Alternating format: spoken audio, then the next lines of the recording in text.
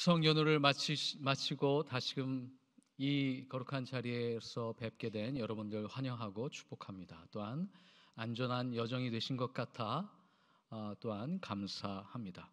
저도 추석에 주어진 가정 사역들을 충실히 잘 마치고 또한 양가 부모님께 온전히 해야도리를 하고 평소와는 좀 긴 연휴 시간을 보낼 수 있어서 마음의 양식을 삼고자 기도도 하러 갔다 오고 또한 서점에도 좀 오래 머물러 있었습니다. 그래서 좀 더 유익한 시간이 됐던 한 주였던 것 같습니다. 그 한 서점에서 만난 책 하나를 여러분과 소개하면서 오늘 말씀의 은혜를 나누고자 합니다. 올해 저희 나라는 그 어느 때보다 아주 큰 시련을 거치고 격동을 거쳐서 이렇게 편안한 일상을 누릴 수 있었습니다.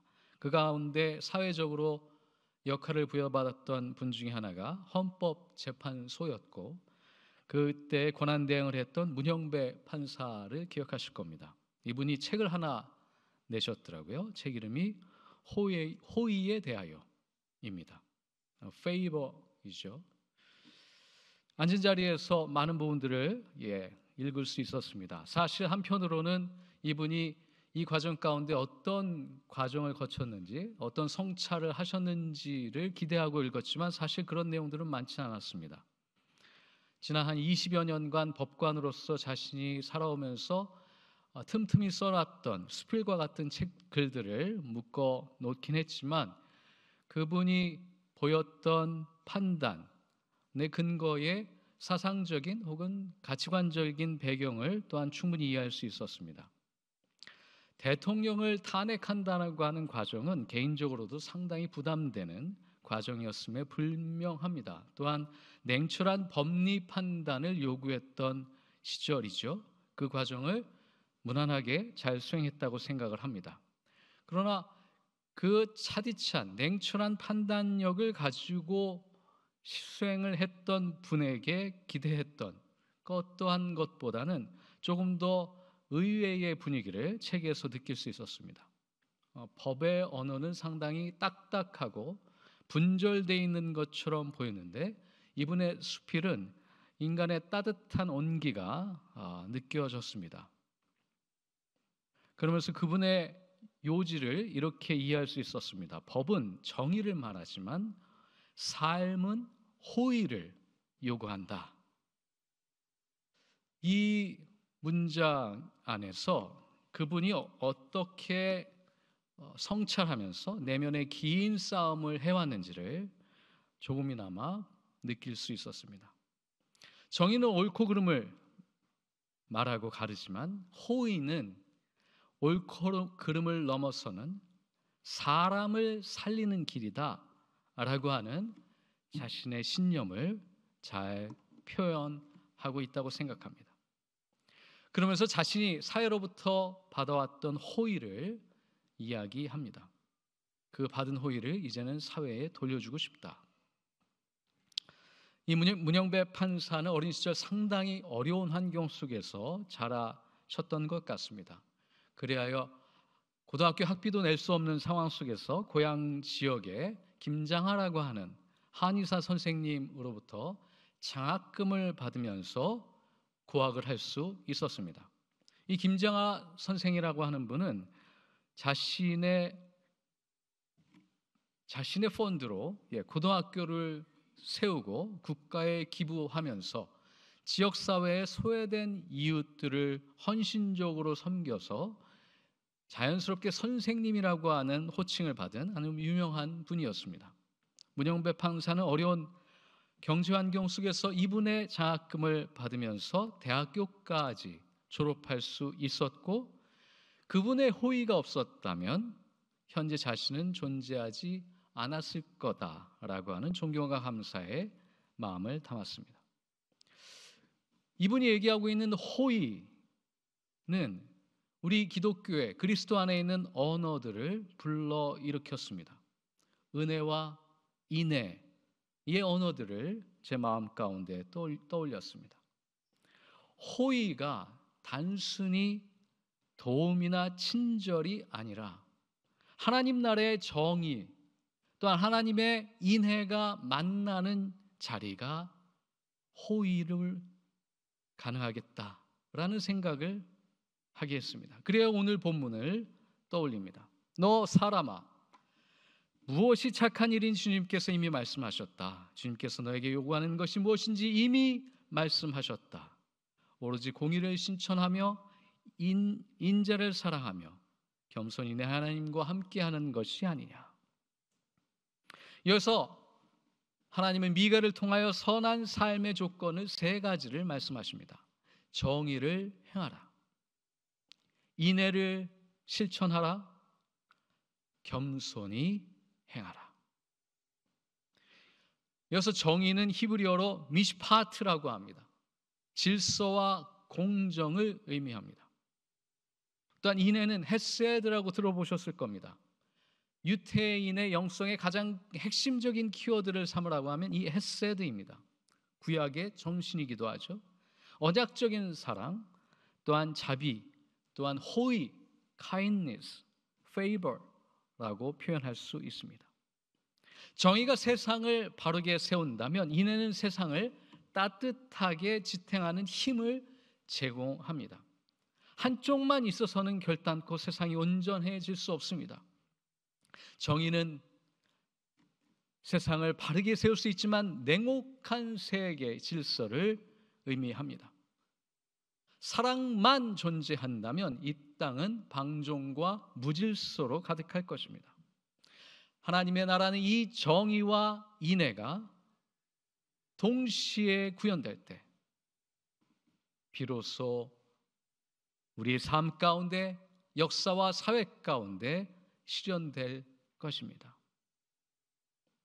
그런 의미에서 제가 발견한 이 호의는 단지 누군가에게 친절을 베푸는 것 이상의 하나님의 나라의 질서를 세울 뿐만 아니라 하나님의 마음을 온전하게 실천할 수 있는 그리스도인의 영적 은사일 수 있겠다라는 생각을 하게 됐습니다. 하나님 나라의 윤리는 은혜로서의 정의뿐만 아니라 사랑으로서의 공의가 실현될 때 우리의 삶 가운데 발견되는 보이지 않지만 실현 가능한 실체라는 사실을 깨닫습니다.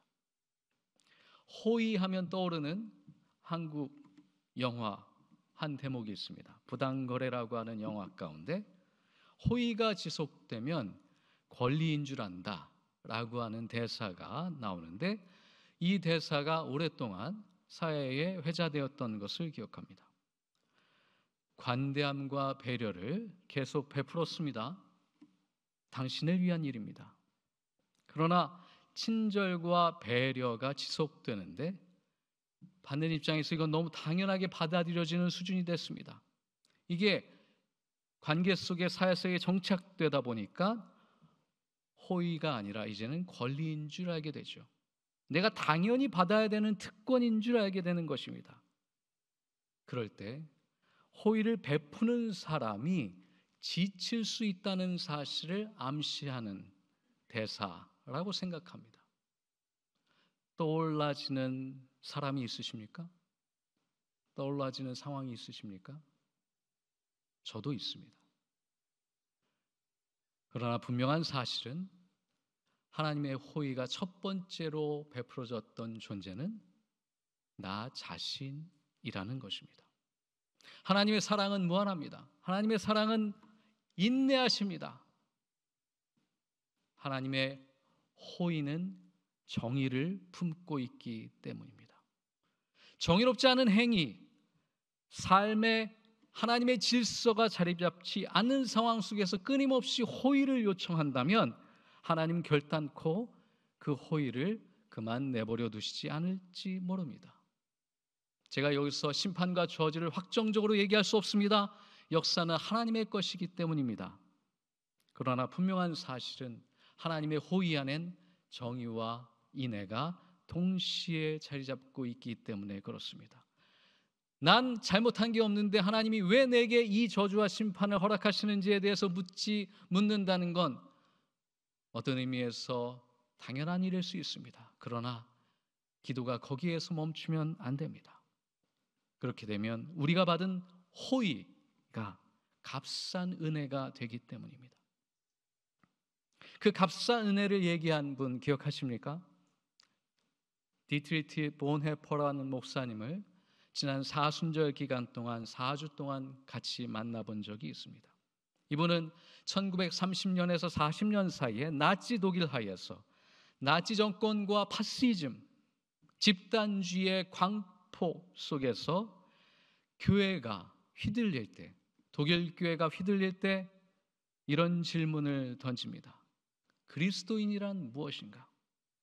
이 본질적인 질문 속에서 끊임없이 자신의 시각적인 성찰과 탐구를 통하여 하나님과 정의, 하나님의 인애가 어떠한 형식으로 구현돼야 되는지에 대하여 나름대로 고통스러운 결론을 내립니다. 아시겠지만 그래야 이분은 기독교인에게서 첫 번째로 선택할 수 없는 방법, 폭력적인 방법은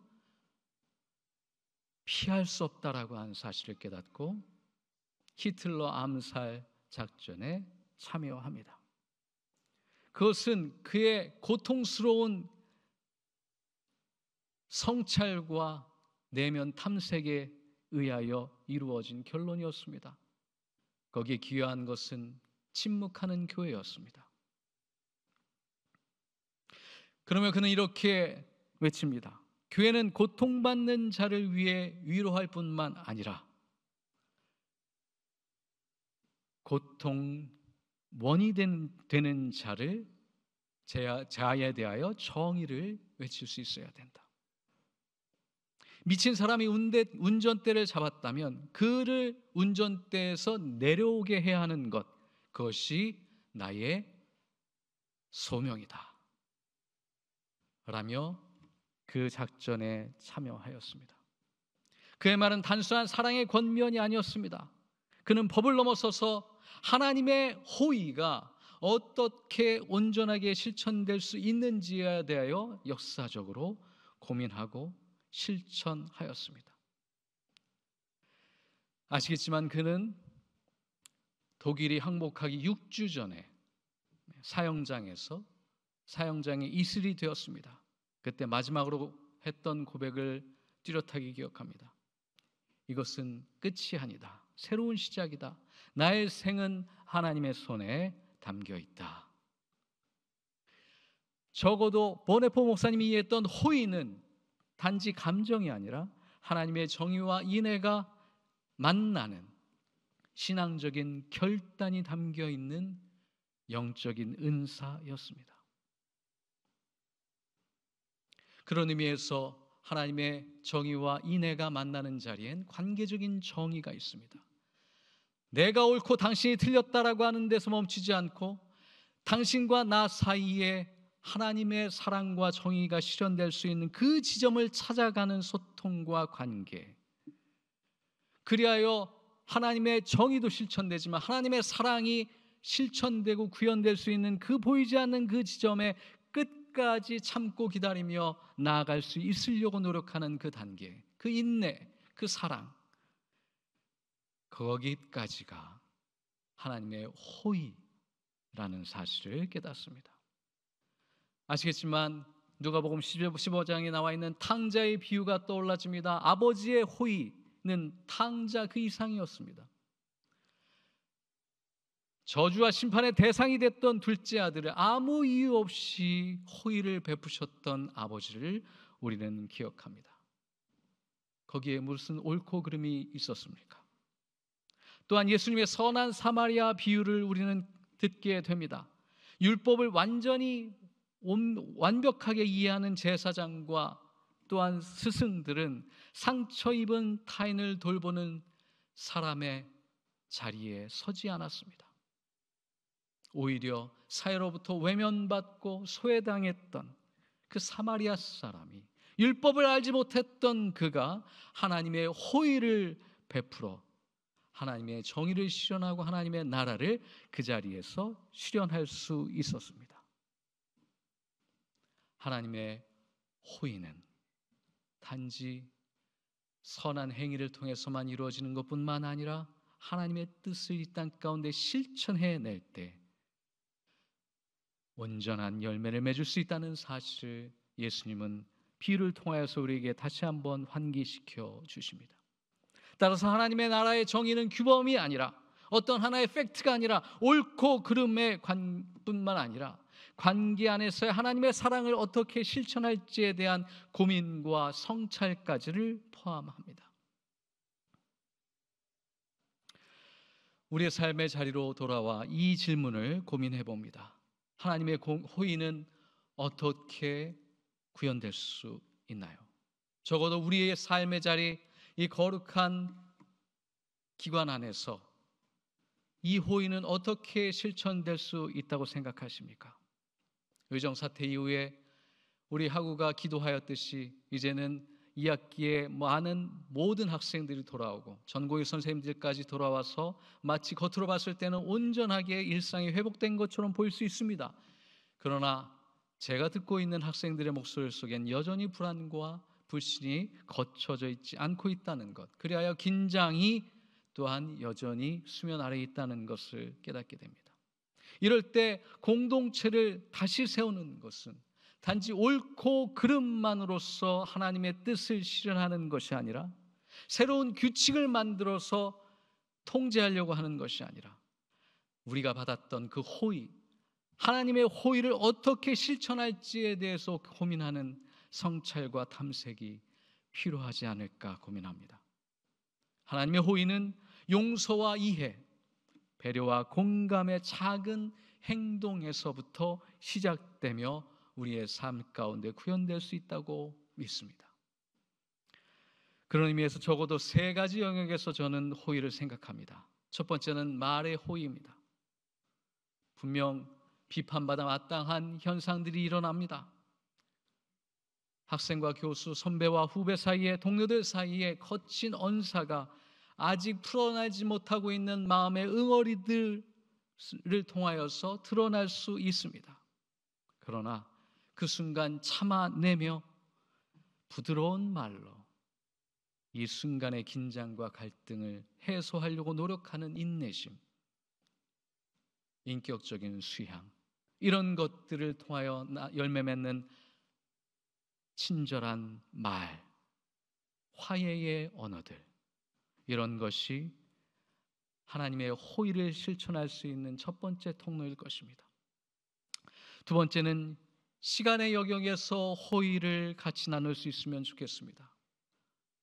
우리는 분주한 일상을 살고 있습니다. 바쁩니다. 해야 할 일들이 너무나도 많습니다. 중간고사를 앞에 두고 있습니다. 피로할 수밖에 없습니다. 지칠 수밖에 없습니다.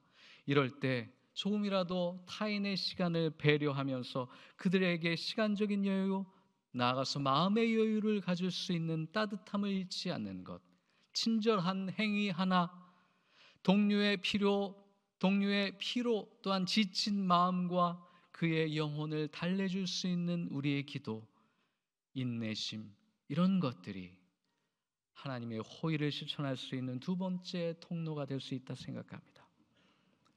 세 번째는 호의로서의 기도입니다. 우리가 기도가 짧아지면 늘 우리는 생각의 효율성으로 인하여 판단에 쉽게 이르게 됩니다. 쉽게 비판하게 됩니다. 쉽게 정죄할 수 있습니다. 그러나 기도할 때에 우리는 하나님의 마음, 하나님의 심정, 하나님의 세계를 먼저 떠올릴 수 있습니다. 기도함으로 우리는 하나님 안에서 서로를 더 깊게 이해할 수 있고 하나님의 정의와 하나님의 인애가 어떻게 하나님의 호의 안에서 만날 수 있는지를 고민할 수 있게 됩니다. 그 고민하는 시간조차 우리는 기도의 시간으로 바꿀 수 있습니다. 여러분, 다시 일상으로 돌아온 우리의 삶, 이제는 남은 3개월의 시간, 또한 2학기의 마지막 시간을 어떠한 가치로 채워나가실 계획이십니까? 하나님의 호의로 채워보실 생각은 없으십니까? 하나님의 호의는 말로써 구현되지 않습니다. 하나님의 호의는 옳고 그름으로써 구현되지 않습니다. 하나님의 호의는 하나님이 만들어 놓으신 창조 질서 속에서 십자가를 통하여서 드러나신 하나님의 사랑을 구현하려고 애쓰는 그 삶의 자리에서 만나고 구현할 수 있을 것입니다. 그런 의미에서 하나님의 호의가 드러난 계시된 자리가 어디입니까? 예수님의 십자가입니다. 십자가는 하나님의 호의가 계시될 뿐만 아니라 무한히 베풀어진 장소이며 사건입니다. 정의는 십자가 위에서 죄를 심판했고 인애는 그 위에서 죄인을 품었습니다. 따라서 우리가 베푸는 한마디의 호의, 기다림, 인내, 그를 향한 우리의 친절과 따뜻함, 한 번의 용서, 한 번의 이해는 작은 정의와 인애가 만나게 하는 거룩한 순간일 뿐만 아니라 하나님의 호의가 세워지는 순간이 될 것입니다. 그 자리가 하나님의 나라입니다. 그 순간이 하나님의 나라가 시작되는 순간입니다. 여러분, 우리의 병원, 우리의 대학 안에서, 또한 우리의 연구실과 예배당 안에서 이 작은 호의의 불씨가 타오르기를 기대하고 기도합니다. 그리하여 하나님의 정의뿐만 아니라 하나님의 인애가 우리의 삶 가운데 아름다운 열매 맺어서 하나님의 호의가 우리의 영혼을 새롭게 하고 치유될 뿐만 아니라 우리에게 주신 사명을 온전하게 감당하고 우리에게 보내주신 환자들과 학생들을 단지 외적인 부분에서의 문제만 해결할 뿐만 아니라 그들에게 거룩한 길을 소개하고 보여줄 수 있는 우리의 삶이 되기를, 그러한 삶의 자리로 나아가시기를 간절히 축원합니다. 주신 말씀을 생각하며 거듭의 기도 잠시 드리겠습니다.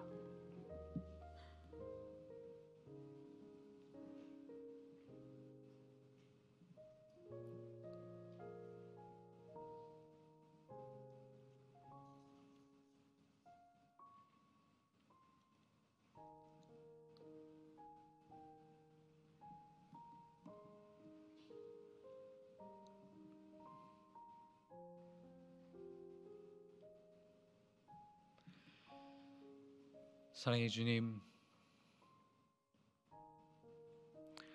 그 무한한 사랑으로 우리에게 따뜻한 호의를 베풀어 주셨던 그 첫사랑을 기억합니다.